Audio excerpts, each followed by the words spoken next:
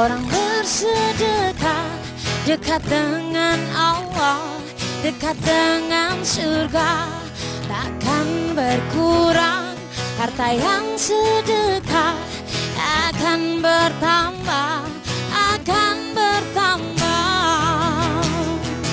Allah Maha Kaya yang Maha Pemurah, yang akan mengganti dan membalasnya. Allah Maha Kuasa yang Maha Perkasa, semoga akan membalas surga. Oh, indahnya saling berbagi, saling memberi karena Allah. Oh, indahnya saling menjaga, saling mengasihi karena Allah. Alangkah indah orang bersedekah dekat dengan Allah, dekat dengan surga, takkan berkurang. Harta yang sedekah akan bertambah, akan bertambah.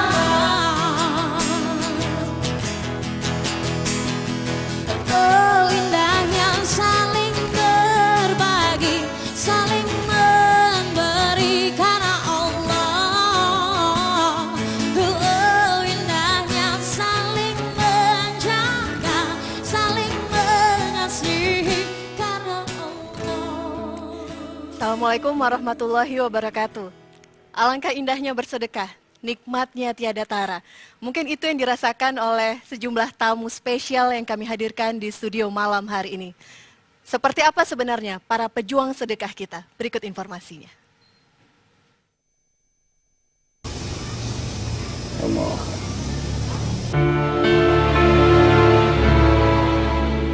Akan datang hari mulut dikunci, kata ada lagi, berkata tangan kita tentang apa yang dilakukannya. Sosok penuh sahaja ini adalah kakek Asrori. Setiap hari di sisa usianya yang hampir menginjak 1 abad ini, ia mengabdikan diri, mengajar warga di kampungnya mengaji. Penghasilannya tak pasti, hanya cukup untuk makan sehari-hari. Rumah kakek Asrori tak punya, tinggal berpindah-pindah dari satu pintu ke pintu lain yang ikhlas membuka untuknya. Hidup sendiri di usia 92 tahun dijalaninya dengan tabah. Kesendirian itulah yang justru mengasah kepekaannya terhadap sesama. Meski tak memiliki harta berlimpah, namun kakek Asrori tak menyerah untuk tetap bisa bersedekah.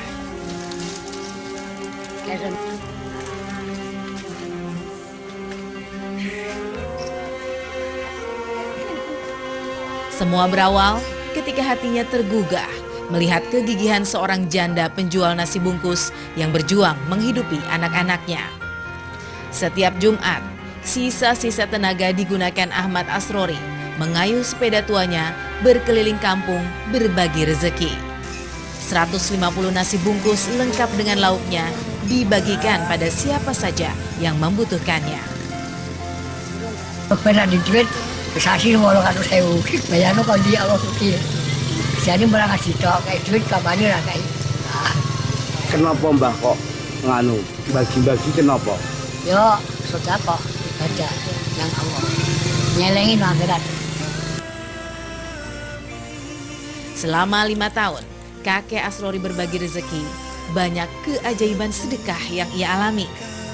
Dengan penghasilan rata-rata Rp800.000 setiap bulannya, dikurangi jatah sedekah 4 kali dalam seminggu, kakek Asrori masih bisa menabung dan berhasil mewujudkan mimpi menunaikan ibadah haji ke Tanah Suci. Melalui sedekah, Asrori mewakafkan jiwa, bekal amalan di penghujung usia. Asrori yakin setiap hela nafas, ayunan langkah, dan uluran tangan rentanya kelak akan bersaksi untuknya di hadapan Sang Pencipta. Hambamu yang hina.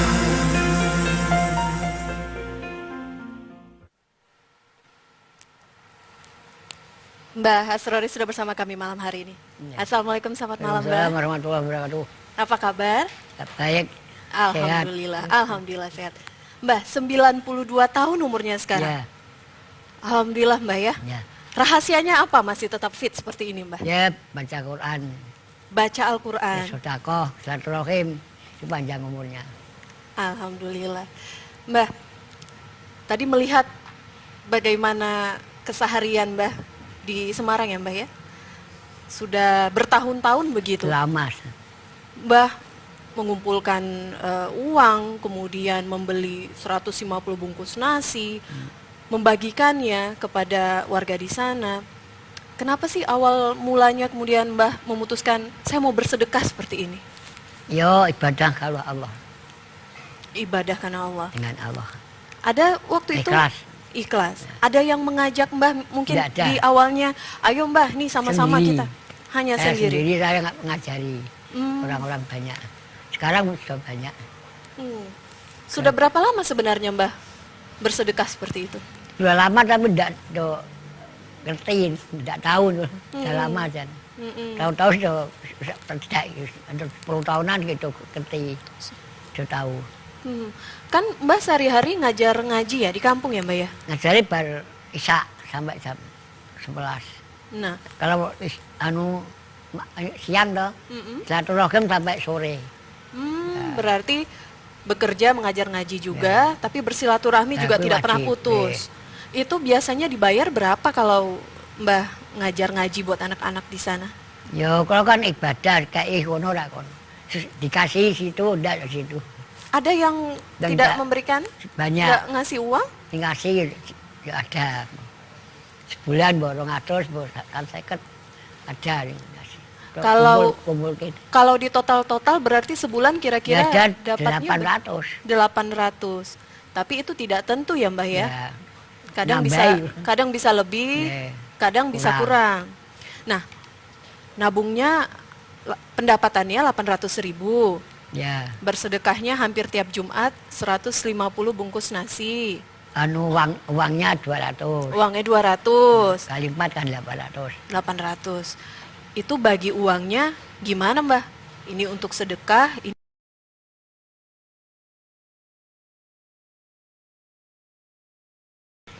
Kasih rokok, yuk kasih pakaian. Pitulku tahun ndak tahu nyandang. jadi banyak yang ngasih Ya, makanan, ngasih pakaian, ngasih rokok juga begitu ke Mbah? Makan kaji jual duit. Ngasih uang juga. Alhamdulillah. 6.000, 5.000, 4.000. Mereka ngasih Juta, 1.000 nih jutaan nih. 6 Oh juta, ya? 5 juta, 4 Oh ya? juta. Banyak kan. Sudah mereka selesai. ngasih ke Mbah, Mbah pernah nanya nggak, ini kenapa saya dikasih uang nih banyak sampai Kan saya buang sampah. Kalau jam 3 buang sampah, subuh rampung dan diwong. Terus aku rano kabel lah, beda semua. Lah aku kaji lah. Enggak usah pakai baik ya air. Oke. Kalau ora tahu udah tahu lihatan orang. Hmm, Ya ada Allah tahu sing tahu. oke, hanya Allah yang Ya, melihat itu. semuanya ya. Yang penting kita. Baik, kami masih berbicara tentang tamu spesial saya, para pejuang sedekah, tapi sudah ada tamu lainnya, Pak Jamil Azaini bersama kami. Assalamualaikum, selamat malam Pak Waalaikumsalam Jamil. Mbak Elvira. Ya. Tadi kita ketika jeda begitu berbincang dengan Mbah di sini. Iya. Luar biasa, umur 92 tahun, masih terus bersedekah Iya. tanpa pamrih dan penuh dengan keikhlasan Iya. begitu. Pak Jamil melihatnya gimana? Iya, makanya kelihatan wajahnya kan walaupun sudah 92 masih seger ya. Masih menyenangkan gitu. Segar. Resepnya ternyata jarang marah sama sedekah ya Mbak. Jadi 2A. Jarang marah sama sedekah ya Mbak. Barokah. Barokah. Dan memang kalau kalau kita belajar ilmu biologi itu Mbak Elvira, di tulang belakang kita itu kan ada butiran sebesar pasir ya. Kalau dalam agama Islam disebut azbuzanab. Kalau waktu kita kuliah dulu disebut tulang katak ya. Kalau dalam agama Hindu Buddha disebut saririka dhatu atau relik. Ternyata tulang kata ini, azbuzanab ini, saririka dhatu ini, relik ini adalah black box hitungan penyaluran energi manusia. Yang menjamin kalau dia banyak berbuat baik akan dapat kebaikan, kalau dia berbuat buruk akan dapat keburukan. Nah, Mbak Asrori ini banyak berbuat kebaikan, dapat kebaikan. Seger, masih senang bercanda, ya. Pendengaran masih sempurna ya, Mbak. Kuping sehat, telinga sehat. Itu pasti karena kebaikan-kebaikan yang dilakukan sama Mbak Asrori selama ini, ya. Alhamdulillah. Ini kita mau nanyain, mungkin kamera bisa ini ya. Ada kacamata di sini. Nah, Mbak koleksi kacamata juga? Iya. Wah, ada berapa kacamata? Banyak. Ada banyak. Nggak bisa dihitung.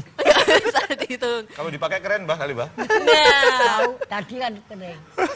Kan apa, nggak dapat. nanti nggak kelihatan pakai kacamata di Ya, dalam ruangan. jadi kelihatan. Nih, kita lihat ya gaya Mbah dulu ya. Ya. Iya. Pilihannya merah. Wah, luar biasa. Kenapa sih hobinya koleksi kacamata Mbah? Ini keren nih, warna merah. Ada penjaluk maksudnya. Minta. Minta dikasih, minta saya kasih. Oh. Berapa orang? Dan kemudian semuanya dikumpulkan.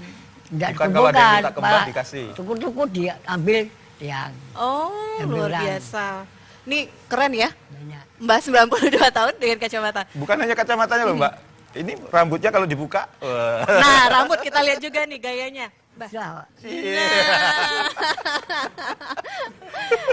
Ini rahasianya ini tetap eksis nih, berjiwa muda juga nih Pak Jamil. Siapa yang buat warna itu, Mbak? Eh, Warnanya? ya, salon. Salon.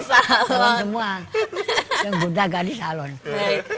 Ini apa ya, kalau saya ngelihat Mbak udah sepuh begitu ya, Ya. tapi masih energi, penuh dengan energi. Keikhlasan itu memang nomor satu ya Mbak. Ya. Ya? Dari dulu memang tidak pernah hitung-hitungan karena kadang-kadang gini Mbak. Allah yang suki. Karena kadang-kadang sebenarnya orang bersedekah, tapi kalau saya bersedekah saya dapatnya apa ya? Mbak pernah nggak seperti Nggak. itu kira-kira? Tidak pernah. Allah yang tahu. Tidak pernah Kau mengharapkan. nandur sok nguduh Iya. di sana. Nandur ngun itu dia yang nanem, dia yang panen. Iya, gitu, Mbak. Ini kan tadi kalau kita lihat informasi di awal, Mbah bilang ini tabungan buat di akhirat. Tapi ada yang bertanya juga nih, Mbah nggak juga nabung untuk di dunia? Dia banyak. Mbah belum ada rumah juga katanya. Rumah dikasih putra-putra. Tinggalnya di mana? Anak-anak di Semarang saya. Di Semarang. Di rumah siapa itu? Mbah? Anaknya kan di Mangkang, di Seragen. Mm-mm. Di Semarang dia dulu. Oh, yang penting ada tempat tinggal layak ya Mbah ya. Ada yang rumah atap. saya banyak. Sana jalur sana. Hmm, Mupeng terus padang jero muter-muter di tempat tetangga. Tetangga semua baik. baik semua. Ini nonton semua malam ini. Ya kita ayo. Pak Jamil. Iya. Ini contoh yang apa ya? Unik, spesial, luar biasa, Iya. bisa memberikan inspirasi. Kalau saya sih melihat Mbah tadi, wah Mbah ini luar biasa begitu. Sebenarnya kalau Mbah Asrori mengatakan bahwa sedekah itu adalah tabungan untuk akhirat, sebenarnya kalau kita sedekah bukan hanya untuk akhirat. Kalau kita banyak bersedekah, rezeki kita juga akan semakin berlimpah, dijamin itu. Karena kita berbuat baik akan dapat kebaikan. Ya, contoh yang paling ekstrim misalnya orang paling terkaya di dunia, Bill Gates. Bill Gates. Dulu kan pernah turun peringkat ketiga. Dan kemudian sekarang naik tingkat pertama. Waktu diwawancara oleh majalah Forbes, dia ditanya, kenapa Anda semakin kaya? Dan apa jawabannya? Saya juga heran, semakin banyak saya nyumbang, semakin kaya saya. Ya, jadi kalau kita mau kaya justru harus banyak nyumbang, bukan malah banyak nyimpen gitu. Saya sangat yakin dengan itu, karena banyak kejadian di dalam kehidupan saya juga, yang kemudian kalau saya semakin banyak nyumbang, malah harta semakin berkembang. Ya, kalau kita pelit, malah hati sempit ya Mbah. Iya gitu. Jadi kalau Mbah Loman surga nak masjid ya neraka. Iya. Jowo-jowonan. Coba-coba. Anak malah paham. Ya, walaupun Mbak Asrori bilang bahwa itu tabungan akhirat, sebenarnya kalau kita sedekah itu tabungan di dunia. Tabungan dunia ya, kacamatanya keren, awet muda, ya, wajahnya dilihat menyenangkan, ya, Nggak sakit-sakitan tuh, Mbah? Nggak. Sehat. Alhamdulillah. Iya. Tapi kan itu syaratnya memang harus ikhlas. Ya. Tidak boleh hitung-hitungan kan? Tengkleng itu saben dino mang Mas, tengkleng. masih makan tekleng. Masih Tekleng makan. itu- Satu habis. Duren masih sahabat, Mbah. Waduh, nggak takut kolesterol ya, Mbak? Duren itu duda keren, Mbah.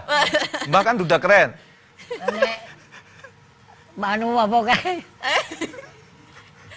Bijine abang kabeh kan keren kata keren. Nilainya merah semua malah keren. Keren. Iya. Syaratnya ikhlas itu tadi. Sebenarnya kalau nyumbang itu ikhlas gak ikhlas dia tetap dapat balasan. Ikhlas tidak ikhlas? Iya. Cuman kalau dia ikhlas balasannya berlimpah. Ya, makanya kalau orang nyumbang, orang yang ateis sekalipun kan belum tentu ikhlas. Yang dia tidak mengenal Tuhan, dia tidak peduli, pokoknya dia peduli kepada sesama, pasti akan mendapat balasan. Apa yang memastikan bahwa dia dapat balasan tadi? Di tulang belakang kita itu ada asbuzanab, ada saririka datu, ada relik, ada tulang kata yang memastikan kalau kita berbuat baik dapat kebaikan, kalau kita berbuat buruk dapat keburukan. Tidak hanya sedekah. Kalau kita berbuat buruk, ya tiba-tiba nanti habis nonton acara ini masuk toilet, jongkok, handphonenya masuk toilet. Handphoneku belum lunas. Nah, itu berarti mungkin sebelumnya kita pernah berbuat negatif. Nah, begitu juga kalau kita banyak berbuat kebaikan, banyak berbuat sesuatu yang positif, akan dapat banyak kebaikan. Oke, itu berlaku juga kalau baru niat saja. Niatnya tidak bagus, apakah kemudian bisa langsung diganjar dengan sesuatu yang tidak bagus juga? Kalau niat baik itu kan dapat ganjaran, tapi kan sedikit. Kalau kemudian dilakukan aksi, baru kemudian berlipat. Seharusnya yang kemudian dapat balasan gede itu, kalau yang merasakan manfaat bukan hanya kita. Yang merasakan manfaat itu juga orang banyak. Oke, Ya. baik. Sebenarnya kalau kita mau kaji-kaji, Mbak, alam itu sudah memberikan banyak pelajaran. Saya sering ngasih contoh, di Timur Tengah sana itu ada 2 tempat. Satu Laut Mati, satu Danau Galilea. Sama-sama mendapat aliran air dari sungai yang sama, yaitu Sungai Yordan. Tapi di Laut Mati, ikan nggak hidup, tanaman tidak hidup. Sementara di Danau Galilea, ikan banyak di situ, tanaman banyak di situ. Padahal dapat aliran dari air sungai yang sama. Kenapa? Karena Laut Mati begitu dia terima air, dia hanya tampung sendiri, tidak dialirkan ke tempat lain. Sementara kalau Danau Galilea, begitu dia terima aliran air, dia alirkan ke sungai-sungai sekitarnya. Maka makhluk hidup ada di situ. Artinya apa? Kalau kita terima harta hanya kita simpen sendiri, kita dijauhi makhluk hidup. Kalau Mbak Asror ini terima harta, dikasih-kasih, terima kasih, dideketi makhluk hidup. Sehingga sekarang usia 92 terima tuh tok ya? tidak terima tok gitu. Luar biasa, subhanallah. Iya. Oke, Iya. Oke, baik. Kita mengundang tamu saya lainnya, Pak Jamil, Iya. Mbak. Sudah bersama kami di sini, Mas Sabtuari. Assalamualaikum, selamat malam. Silahkan. Kalau yang ini luar biasa, sampai malakin nih demi sedekah. Laki-laki berbobot. Bagaimana ceritanya, bagaimana perjuangan dari Mas Sabtuari untuk mengumpulkan sedekah dan bersedekah? Kami kembali saat lagi.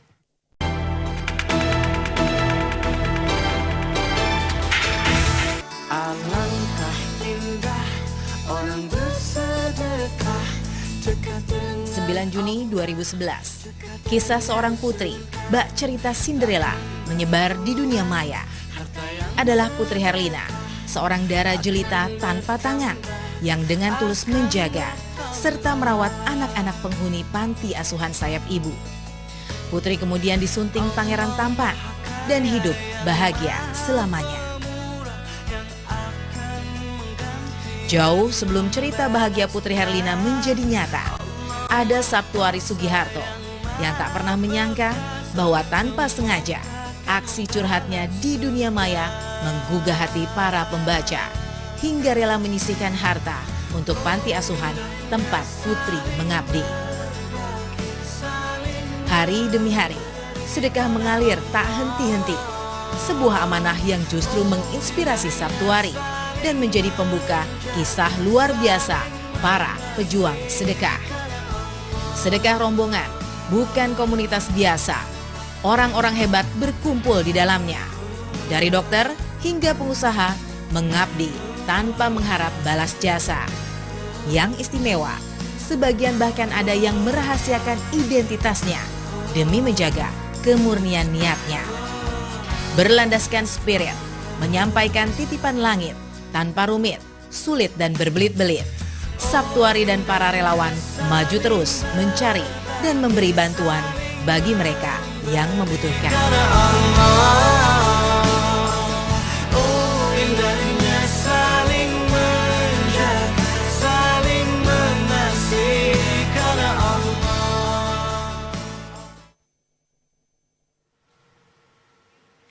Tadi terakhir ya gambarnya, Mas Sabtuari bersama dengan relawan lagi ngitungin uang begitu, itu uang sedekah gitu. Uang rampasan. Uang rampasan. Kenapa sih orang-orang percaya gitu Mas ini ngelola uangnya ini? Penasaran nih. Saya juga nggak tahu karena waktu itu gimana ya, semua tuh respon apa namanya, asal nulis ngetik, ada sesuatu yang saya pengen ungkapkan melalui blog.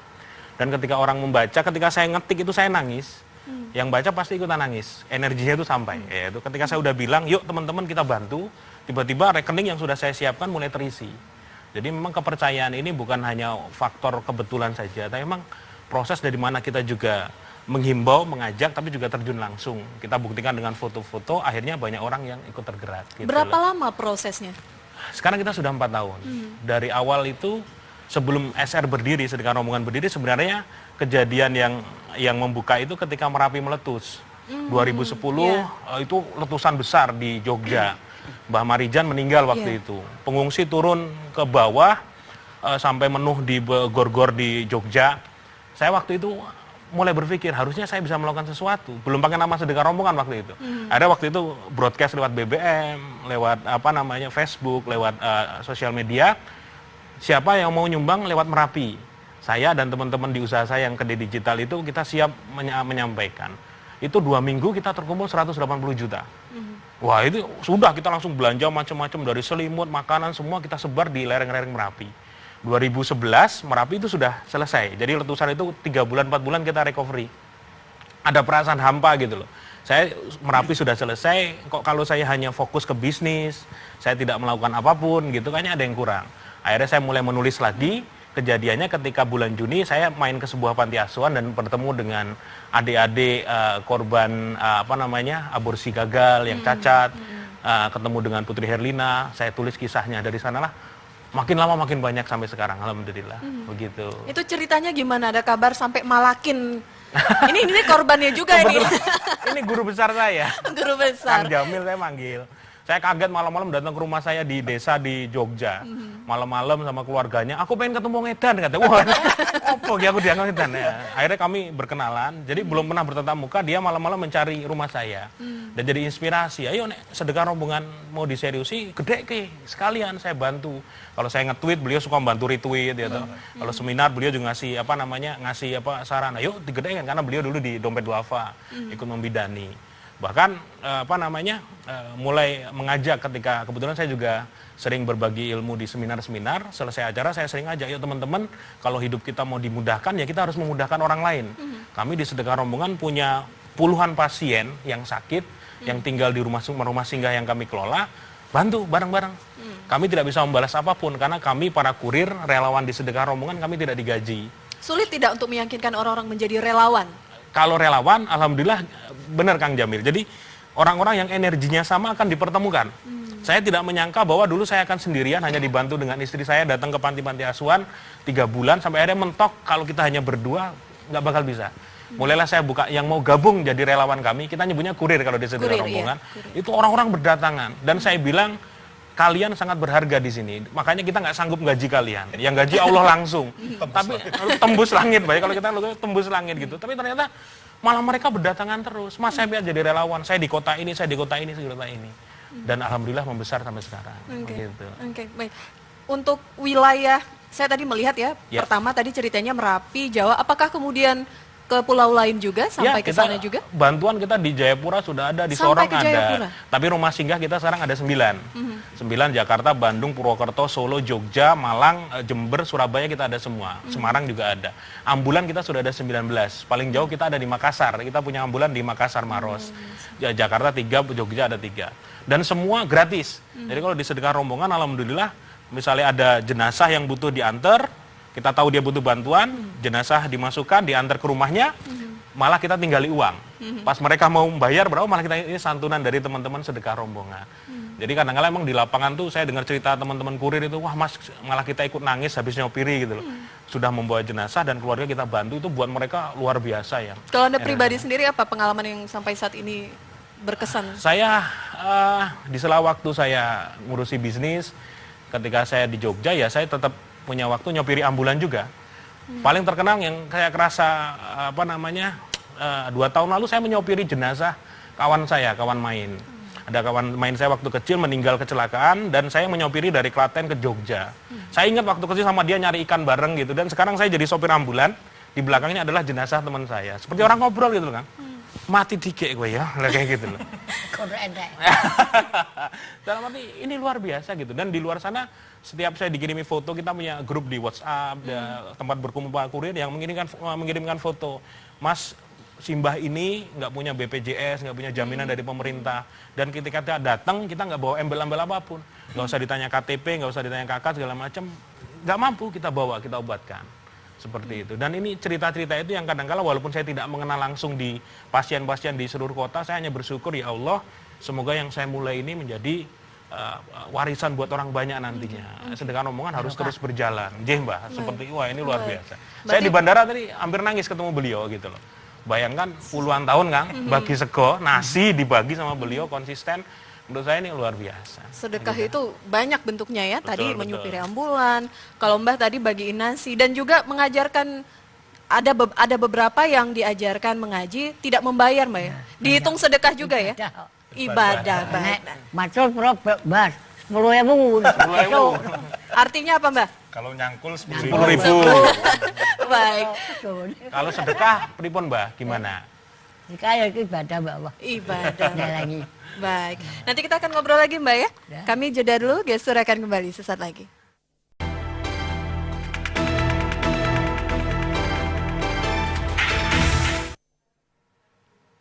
Kami lanjutkan gestur malam hari ini. Saya kembali lagi, Mbah, ngajar ngaji ya untuk anak-anak di kampung ya, Mbah ya. Ya. Boleh sedikit saya mendengarkan Mbah mengaji? Silakan, Mbah. Tadi. Iya. Assalamualaikum warahmatullahi wabarakatuh. Waalaikumsalam warahmatullahi wabarakatuh. A'udzu billahi minasyaitonir rajim. Bismillahirrahmanirrahim. Laqad ja'akum rasulun min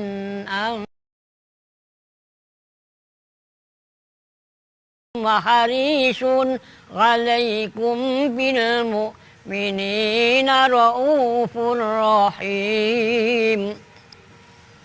Fa in tawallaw faqul hasbiyallahu la ilaha illahu 'alaihi tawakkaltu wa huwa rabbul 'arsyil 'azim. Inna Allaha wa malaikatahu yusalluna 'alan nabi. Ya ayyuhalladzina amanu sallu 'alaihi wa sallimu taslima. Shadaqallahul 'adzim. Assalamualaikum warahmatullahi wabarakatuh. Waalaikumsalam warahmatullahi wabarakatuh.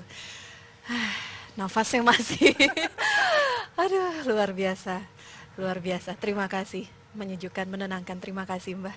Saya ke Pak Jamil lagi, Pak. Ya. Kita masih berbicara mengenai sedekah. Ya. Mungkin Pak Jamil ada cerita-cerita apa ya?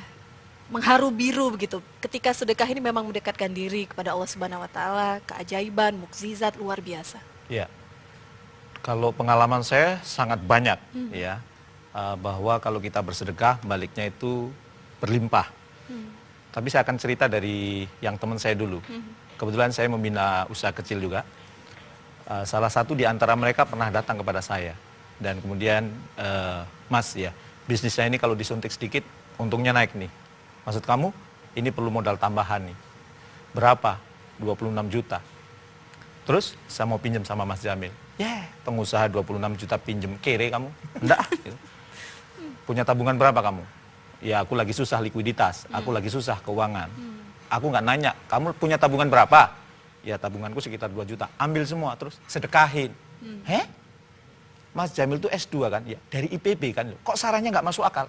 Lah kamu selama ini bisnis dengan cara masuk akal untungnya pas-pasan. Sekali-kali nggak masuk akal menurut kamu, menurutku masuk akal. Serius nih Mas, kalau kamu nggak lakukan jangan pernah konsultasi ke saya lagi. Akhirnya singkat cerita, duitnya diambil. Tapi saya bilang, ingat sedekah itu namanya kerja itu ada 3. Kerja keras, cerdas, ikhlas. Kalau kamu cuma nyumbang 2 juta, nggak pakai mikir, nanti baliknya 2 juta. Tapi kalau kamu cerdas, oke ini saya sumbang, orang yang kepala rumah tangga, nanti kalau berkembang, bisnisnya terus berkembang, anaknya bisa sekolah, berkembang, cerdas. Baliknya bisa lebih dari 2 juta. Apalagi kalau kamu ikhlas. Singkat cerita, uangnya diambil, disumbangin ke temannya. 3 hari kemudian anaknya masuk rumah sakit. Dia telepon saya, Mas Jamil bohong. Saya sudah ngikuti saran Mas Jamil, anak saya masuk rumah sakit, Mas Jamil bohong. Apa jawaban saya? Sabar kamu, sabar kamu, sabar kamu. Matematika Allah beda dengan matematika manusia. Sabar kamu. Singkat cerita, anaknya itu dirawat 11 hari di rumah sakit. Begitu dirawat, kalau di Jawa itu, neng orang sakit kan ngasih amplop ya. Kalau di Jakarta kan ngasih buah ya, yang murah ya. Begitu kemudian dikasih, begitu mau hari pembayaran, dia buka laci, banyak aman nih amplopnya. Dia gunakan melunasi, masih ada sisa. Dan tahu Mbak, berapa sisanya? 26.400.000. Langsung dia telepon saya. Mas Jamil, Mas Jamil, Mas Jamil, baru kali ini anak saya sakit, saya untung Mas. Dasar pengusaha ya. Anaknya sakit masih bicara untung. Tapi saya perlunya 26 juta Mas, kenapa ini dapatnya 26.400.000 Mas? Apa jawaban saya? Ya udah yang 400 transfer ke rekening saya. Tapi ternyata Allah punya rencana lain. Apa itu? Yang jemput dia, mobilnya mogok. Dan dia harus sewa mobil lagi. Dan tahu Mbak Elvira berapa sewa mobilnya? 400.000 rupiah. Ya. Makanya nggak usah khawatir. Kalau kita nyumbang pasti balik dari arah yang tidak diduga-duga. Saya tahun 2001 pernah punya 11 perusahaan, bangkrut 12. Hebat ya, punya 11 bangkrut 12.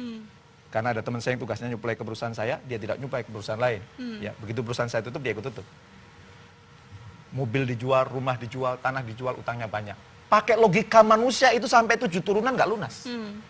Tapi kata guru saya, kamu harus sering berbuat baik kepada orang. Kalau kamu orang yang baik itu bersedekah saat lapang maupun saat sempit. Ya udah, kadang kalau punya, walaupun utangnya banyak, kalau ada yang perlu, ya sebagian dikasih.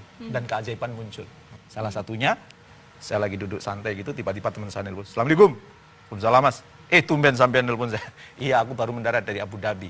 Lo kok nelpon? Iya. Aku itu dari Abu Dhabi ke Jakarta, tidur di pesawat, ngimpi ketemu sampean.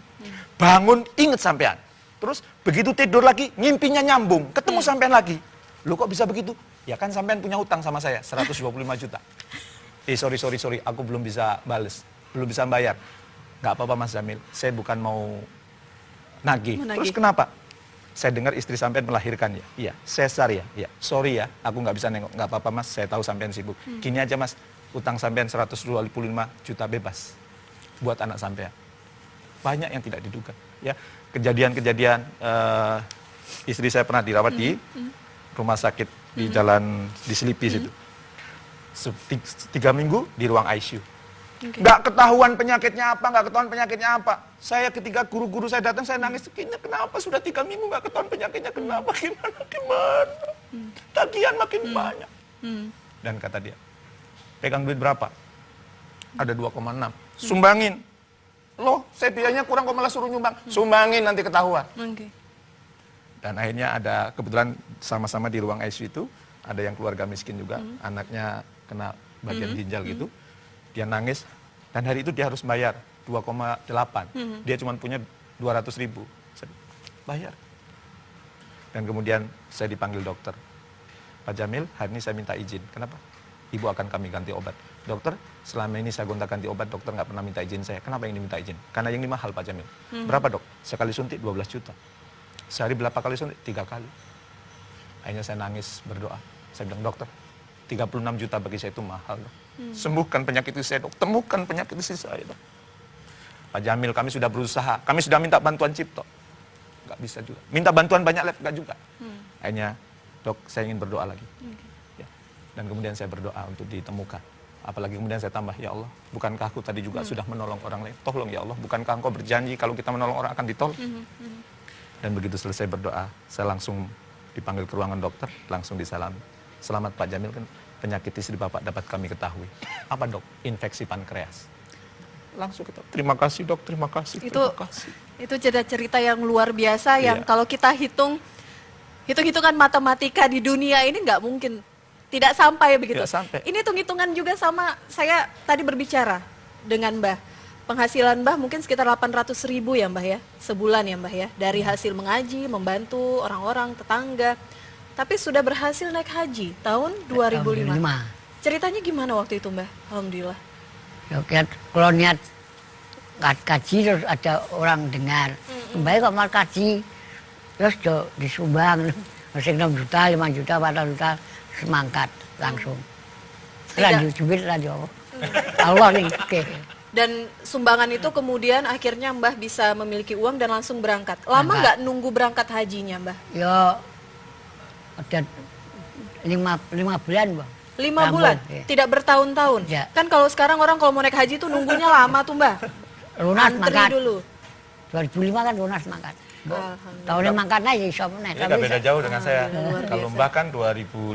2005. Saya berangkat 2006. Itu juga saya nggak ngeluarin 1 rupiah pun. Jadi waktu apa namanya? Waktu itu saya ngumpulin duit mau menghajikan orang tua saya. Uang sudah terkumpul gitu. Terus ditanya sama Profesor Didin. Oke, apa pertanyaannya? Saya harus potong dulu. Kita harus jeda, kami akan kembali sesaat lagi. Tetap bersama kami di Caster. Baik, tadi sempat terputus, silakan Pak Jamil. Kalau saya singkat aja. Pokoknya saya tahun 2006 tiba-tiba ditelepon teman saya untuk berangkat haji. Saya tanya, siapa yang bayarin? Mas Jamil nggak perlu tahu. Loh kenapa? Orangnya ngefans sama Mas Jamil. Namanya nggak mau, ciri-cirinya nggak mau, inisialnya nggak mau. Loh nanti kalau saya mendoakan dia, nggak perlu didoakan. Akhirnya saya berangkat, sampai sekarang saya tidak pernah tahu siapa yang memberangkat saya ke Tanah Suci. Jadi bagaimana cara mendoakannya? Ya saya doakan, ya Secara Allah, ikhlas. yang kemudian memberangkat ke Tanah Suci, berkah hidupnya, lampahkan rezekinya, cabut berbagai macam penyakitnya. Amin, amin. Iya. Kita dengar cerita lainnya dari Mas Sabtuari mengenai sedekah. Kalau saya di sedekah rombongan aktifnya di sosial media. 2011, 2012 saya ingat banget berat-beratnya mengedukasi masyarakat bahwa orang bisa nitipin sedekah melalui kami dan kita keluar-keluarnya di sosial media. Berapa kali saya dibully sedekah kok banyak omong, sedekah kok ribut di Twitter, sedekah kok apa namanya ditunjukkan kayak gitu. Ini salah satu yang belain saya gitu loh. Ria itu belum ada kadar mesin pengukur kadar ria gitu. Yakin saja hati kita luruskan, ya Allah, niat kita membantu orang lain gitu loh. Engkau yang tahu penilaian isi hati terdalam kami gitu loh. Dan itu kita tunjukkan terus. Akhirnya orang pelan-pelan mulai sadar, transfer ke kami, dan kami selalu setiap hari update di Twitter pasien-pasien yang kita bantu. Ternyata lama-lama itu prosesnya malah menjadi sesuatu yang menjadi rutinitas buat kami sekarang. Dan pokoknya saya tenang aja. Jadi sekarang kita yakin saja kalau misalnya apa namanya, ada orang yang mau nitip, ada orang yang ikutan sedekah, kita terima dengan sebaik-baiknya dan selalu kita tunjukkan laporannya. Saya nganggap teman-teman apapun masalahnya, doa itu jelas. Nah, ya toh, sedekah itu adalah pendorong yang luar biasa. Saya kalau di Twitter itu kami di sedekah rombongan sering banget yang mention memberikan testimoni masalah mereka apa dan tiba-tiba gara-gara bersedekah mereka itu menemukan jalan. Seperti yang tadi Pak Jamil sampaikan. Saya yakin lah, pokoknya kalau ini gerakan bareng-bareng, ada gerakan positif seperti sedekah rombongan atau teman-teman yang lain juga di luar sana banyak banget. Orang Indonesia itu sebenarnya yang baik hati itu banyak. Tinggal diketuk hatinya, yuk bareng-bareng. Simbah sudah melakukan, ya Pak Jamil sudah melakukan di mana-mana, kami di sedekah rombongan sudah. Tapi kalau ini makin kita kuatkan, berapa banyak orang-orang di luar sana yang sakit tidak terbiayai, sekarang mereka bisa bangkit dan dibantu oleh orang-orang sendiri, tanpa harus berharap langsung pada pemerintah gitu loh. Dan ini akan menjadi kekuatan luar biasa sebagai bangsa di Indonesia ini. Kenapa ini sudah sedekah rombongan berhasil? Karena kalau dia ngelihat sesuatu, dia tidak menunggu entar, langsung. enter. Ya, Jadi Action. Tagline kita menyampaikan titipan langit tanpa rumit, sulit dan berbelit-belit ya toh. Walaupun kadang-kala permintaan banyak banget ya pusing juga. Waduh, antrian banyak. Dan dia kalau misalnya bantu pusing di kasnya nggak ada duit, dia tetap ambil bawa ke rumah sakit, tinggal wis nanti minta pertolongan Gusti Allah, tembus langit. Maka salah mereka kan gini, tembus langit. Dan akhirnya dia di Twitter, ya sudah kita gulung bareng-bareng. Dan besok rekening sudah masuk lagi. Nggak tahu dari mana, pokoknya besok tinggal saya transfer, teman-teman di mana, di kota Surabaya, Malang, Jember butuh, saya transfer dan mereka memberikan laporannya. Seperti itu. Oke. Bagaimana mengajarkan keikhlasan itu sehingga kemudian tidak apa ya?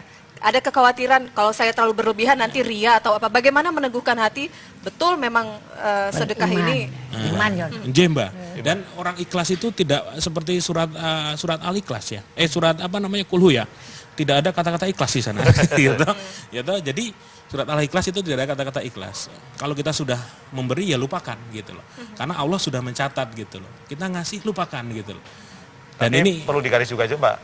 orang ngasih nggak jadi karena takut dipuji, itu nggak ikhlas juga.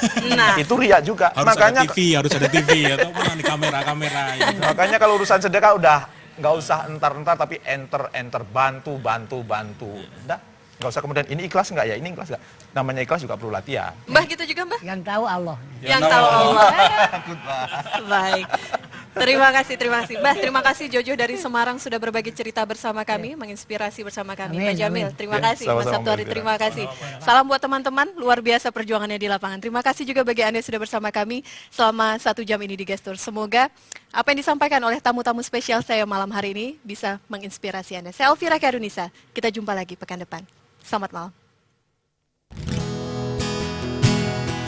Alhamdulillah wa syukurillah, bersyukur padamu ya Allah. Kau jadikan kami saudara, indah dalam kebersamaan.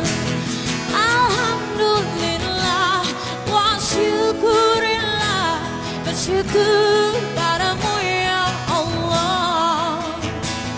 Kau